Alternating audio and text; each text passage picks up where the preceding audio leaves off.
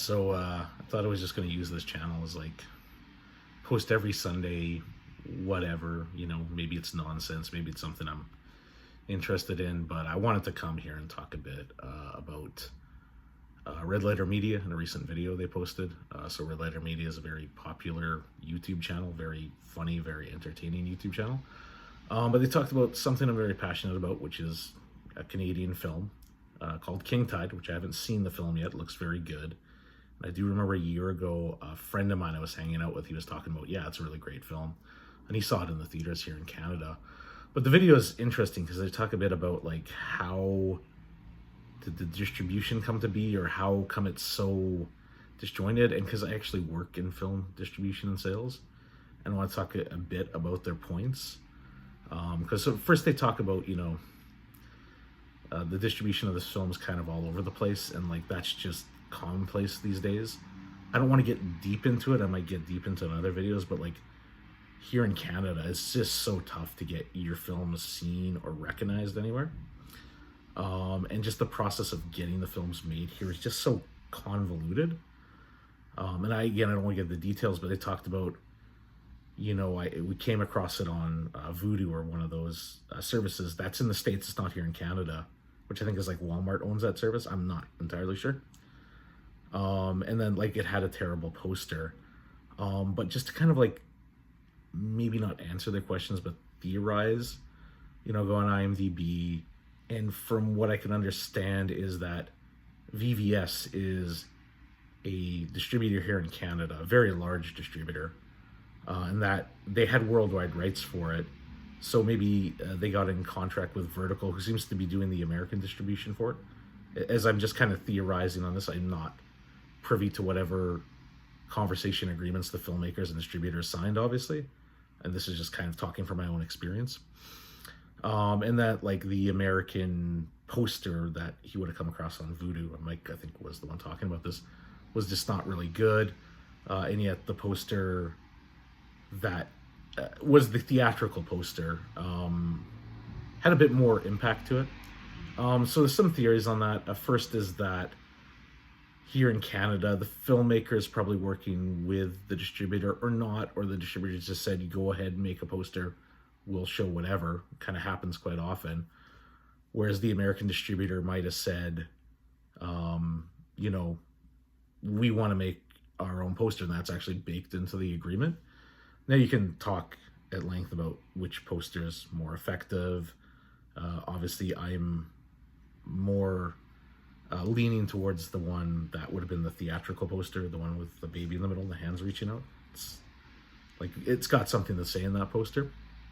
Whereas that other poster, it just looks like, here's something to click on that's exciting, even though it looks, I don't know if it is made by AI. I know that's the theory there. But the other thing too is when Canadian films actually kind of break into the American market, which is not often, or, this day and age, they're on a lot of the AVOD platforms like Tubi, and necessarily get seen. But in American minds, it's like we are selling to Americans and the culture is different than in Canada. So it has to be more salacious in how we present it.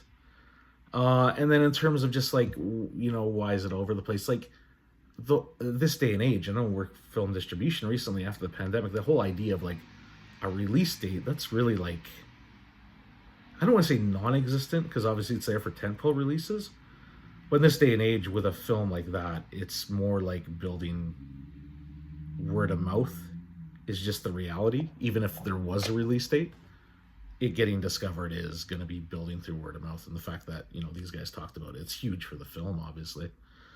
And the other thing I talked about was, and again, I don't want to get too deep into this. I could talk endlessly about some of this stuff because it does interest me and some of it frustrates me quite a bit.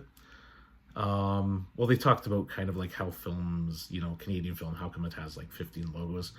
A lot of it is like you get like your federal funding, then you get your provincial funding, and then I don't know if broadcasters are like a concept as they are here, although I don't want to get into my grievances about that, which I have many, of course. But that's something I'll talk about too, because then kind of ties into it. So they were talking about, how come this said this was a Max original and I think it was Jay said something like maybe David Zaslav canceled it. Well, I don't think that's the case. There is a streaming service here called Crave, and it's in Canada only, and it was on the poster. And so that Crave, it shows all the HBO stuff. So here in Canada, you can't subscribe to HBO Max. And I don't know, again, this is just theoretical, that sometimes when these American companies come up here, they have to adhere to so much Canadian content has to get made. And admittedly, it's not really enforced that much. So it wasn't probably a Max original. It probably, just had that branding because like Crave, the broadcaster here, which is Bell, which is one of the large telecommunication companies here. And it's another story for another day of how bad the cell phone bills are here. And that Bell is like a really awful company. But they own Crave, and so it might have been a thing where, Crave, and then they'll put it on Max at some point. So David Zaslav probably has no idea this film even exists, quite honestly. And I just want to talk to the filmmakers. Like, that's amazing, you guys. Like, as somebody who is like a filmmaker here and sells films, Canadian films specifically, like that's a great opportunity that Red Letter Media talks about your film. I'm excited to see it. Gonna check it out as soon as I can. I've heard nothing but good things about it, and I hope you guys, the filmmakers, because I looked at IMDb, it's director, a few writers, probably a number of producers, so great, that's awesome. Yeah, and Mike and Jay, you see this video, I doubt it. Thanks for reviewing a Canadian film. It's, as I said before, it's so hard to get Canadian films out there in the world. And so the fact that you guys took the time, and I know you discovered it, but you took the time to review and talk about it as a Canadian, that's greatly appreciated. So yeah, I'll be back Sunday with nonsense.